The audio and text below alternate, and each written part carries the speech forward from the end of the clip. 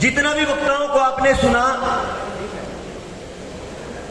वो दशकों से अपने दर्द के साथ घूम रहे हैं और जो सामने बैठे हैं वो शायद दशकों से भी ज्यादा।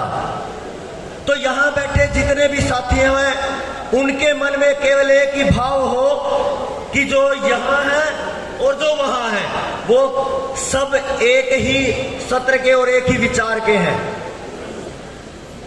मैं आगे बुलाना चाहूंगा लगभग पिछले 5 से 6 साल के सामाजिक जीवन में बहुत गहरे से काम करने वाले और किसान आंदोलन में एक अग्रणी भूमिका में सामने आने वाले मेरे आदरणीय भाई सुशील नरवाल जी को वो अपना समय के निर्धारण के साथ हमारा मार्गदर्शन करेंगे।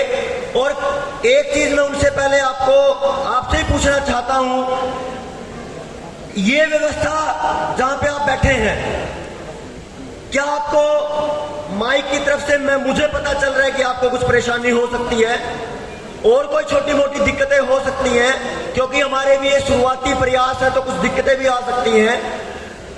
तो वो इनको कुछ समय के लिए अगले जो 2 घंटे 1.5 घंटा जितना भी समय आज का है उसको नजरअंदाज करते हुए आज की इस सभा में से क्या निकलने वाला है उसकी तरफ ध्यान देंगे और जो भी आपकी तरफ से सुझाव और प्रतिक्रियाएं आएंगी वो कार्यक्रम के बाद हम सिर माथे पे रखेंगे। मैं निवेदन करता हूं भाई सुशील नरवाल जी से। आदरणीय मंच और देश के हर कोने से आए हुए मेरे क्रांतिकारी भाई बहन, मेरी माता को मेरा हाथ जोड़ के प्रणाम है। मैं बहुत लंबी चौड़ी बात तो यह नहीं करूंगा क्योंकि जिसको आप सुनने आए हो अब हम ज्यादा समय आपके बीच में नहीं लेंगे। मैं एक बात जरूर कहना चाहूंगा, खासकर जो बहनें आई उनको एक बात जरूर कहना चाहूंगा। मैं चिकित्सा के क्षेत्र में लगभग 6-7 साल से हूं। मैं वैद्य नहीं हूं, लेकिन मैं एक भयंकर एक चीज मेरे परिवार में, मेरे समाज में होते हुए देख रहा हूं। मैं एक चीज को महसूस कर रहा हूं कि हो सकता है आने वाले 10 साल में इस समाज में एक व्यक्ति भी ऐसा ना बचे जो हर रोज मरे। मेरी बात ध्यान से सुनना, जो हर रोज मरे। मृत्यु तो स्वाभाविक है, वो तो आएगी, लेकिन मैं मेरे पिता के को याद करता हुआ मैं एक ऐसी बीमारी का जिक्र करूंगा जिसको कैंसर जो बोलते हैं। मैंने जब उसको नजदीक से देखा तो व्यक्ति उसमें एक बार नहीं रोज मरता है। और मैं आज यहां बैठे हर व्यक्ति को आगाह करना चाहता हूं, अगर हम नहीं चेते, अगर हम उठ के नहीं खड़े हुए तो हम भी रोज मरेंगे और उस मृत्यु की प्रतीक्षा करेंगे कि हे परमात्मा इससे आप मृत्यु दे दीजिए। और आप ये चीज ये नहीं कि अपने बूढ़ों के साथ, बड़े बूढ़ों के साथ देखोगे, अपने बच्चों के साथ देखोगे।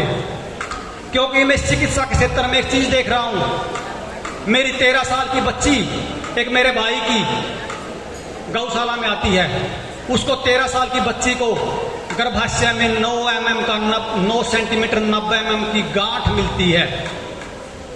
मैं नाम नहीं लूंगा, लेकिन हमारे बीच में एक हमारे वैद्य जी बैठे हैं। आप यकीन करना, जिस हिसाब से हम चल रहे हैं, अगर यही चलता रहा तो जो मेरी बहनें यहां बैठे हैं, जो मेरे भाई यहां बैठे हैं, बहनों के बारे में खासकर बता देता हूं, 100 की 100% को गर्भाशय का या बाकी के कैंसर की पूरी प्लान इस दुनिया के माफियाओं ने करके बैठे हैं। हमें इस चीज को समझना होगा, आयुर्वेद को जानना होगा। मैं आप लोगों को बधाई भी देता हूं। हमारे बीच में जो साहिल भाई बोल के गए हैं, इस जनता सरकार मोर्चा ने गुड़गांव में जहां पे लोग बेडों पे कुत्ते रखते हैं, उस गुड़गांव में सेक्टर में 2nd फ्लोर पे एक बच्ची को, इसकी घरवाली ने एक बच्ची को जन्म दिया जिसने 9 महीने डॉक्टर का मुंह नहीं देखा और गुड़गांव में फ्लैट के अंदर दाई ने आके उसको जन्म करवाया है। ये जनता सरकार मोर्चा की ताकत है, आयुर्वेद की ताकत है। साथियों, बस विश्वास करके चलना होगा, विश्वास के अलावा कोई रास्ता नहीं है। जो युवा साथी, जो युवा भाई बहन यहाँ पे आया है, आप पढ़िए, अच्छी बात है, लेकिन मैंने उस दिन आपके सामने भी कहा था और जो अक्सर कहता हूं, कहीं ये ना हो कि पढ़ते पढ़ते नौकरी के चक्कर में कल को कई साथी जब मेरे पास आते हैं वो बोलते हैं जी मैं नौकरी में लग गया, 7 साल में दिल्ली रहा, मैंने नौकरी ले ली, लेकिन मैं आज एक सौदा करने आया हूं। मैंने कहा जी क्या सौदा करने आए हो? उसने कहा अगर कोई व्यक्ति दुनिया में ऐसा हो कि मेरी नौकरी ले ले और मेरा शरीर मुझे दे दे तो मैं उसके लिए तैयार बैठा हूं। लेकिन साथियों दोबारा वो पल नहीं आ सकता। मैं एक आपको आश्वासन देता हूं, मैं एक बात पूछना चाहता हूं समाज से, इस बुद्धिजीवियों से। जब भी बात आती है सत्ताएं बदलने की, और जब सत्ताओं की बात आती है तो हरियाणा में जो आयुर्वेद का भूकार भरने वाली बीजेपी सरकार है वो ये कहती है कि हम आयुर्वेद को बढ़ावा देते हैं। कांग्रेस की सरकार हो या कोई भी सरकार हो, हरियाणा में 8400 करोड़ का बजट हेल्थ पे, स्वास्थ्य पे खर्च किया जाता है, लेकिन जब आयुर्वेद की बात आती है तो गूगल सांस भूल जाता है आयुर्वेद के नाम आने पे। मैं अगर भारत सरकार की बात करूं, 87,000 करोड़ का बजट चिकित्सा का रखा स्वास्थ्य के नाम पे, और आयुर्वेद के नाम पे 3,000 करोड़ का बजट। अगर मैं दिल्ली सरकार की बात करूं तो दिल्ली सरकार में हजारों करोड़ का बजट चिकित्सा का रखा जाता है, लेकिन जब आयुर्वेद का नाम आता है तो उसको साफ सूंघ जाता है।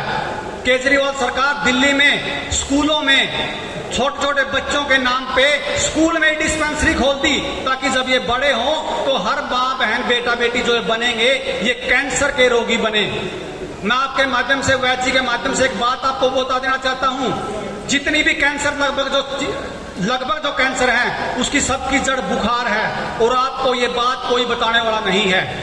आपको आयुर्वेद का ध्यान करना होगा। मैं बहनों से आह्वान करता हूं, अगर आने वाले समय में आपने अपने बच्चों को पैदा करना नहीं सीखा, भाइयों से निवेदन करता हूं, इस देश को, दुनिया कोई बचाने वाला नहीं होगा। एक आश्वासन देता हूं आपके बीच में, जो आप लोगों ने आज हमारा हाथ बढ़ाया है, एक आश्वासन देता हूं। जलियांवाला बाग में जब जनरल डायर ने गोलियां चलवाई थी तो शहीद उधम सिंह ने विदेश में जाके उसको, सैंडर्स को मारा था। ये जितने लोगों ने इस भारत में नरसंहार किया है वैक्सीन के नाम पे, अगर आप लोगों ने साथ दिया तो रोहतक की, हरियाणा की जेल में सड़ा के मारेंगे इनको। आज आपके बीच में आश्वासन देते हैं। ये भारत की भूमि है, ये हरियाणा की भूमि है।